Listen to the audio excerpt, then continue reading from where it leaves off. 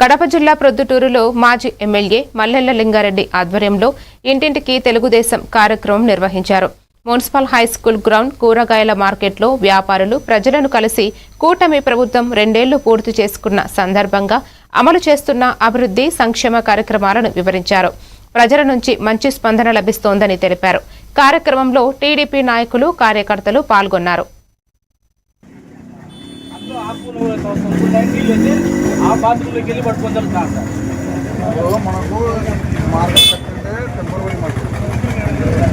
Market కట్టింటే temporary market 9 నెలల కోసమని కట్టారు. సంవత్సరంగా ఆ మార్కెట్ కట్టి మీకు మళ్ళీ మీ అంగళ్ళు మీకు ఇస్తామని చెప్పి కౌన్సిల్లో తీర్మానం చేసి సిఆర్ నెంబర్ కూడా మాట్లాడని చెప్పి 3 లక్షలు శాంక్షన్ చేశాడు. 3 లక్షలు శాంక్షన్ చేశాడు. అలా కట్టాలని చూసినాం. ఆ కొవ్వూరు బాలచంద్రారెడ్డి సార్ ఏం చేశారంటే కట్టిన కానీ కట్టినారు, నూతనంగా ఏం కట్టకూడదని కోర్టులో స్టే వేసాం.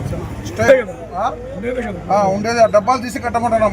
ఆడికి ఈ డబ్బులు ప్రాబ్లం అయితే మేము ఇస్తామంటున్నాం. అసోసియేషన్ డబ్బే ఇస్తాం, వాళ్ళు కట్టమని చెప్తున్నాం.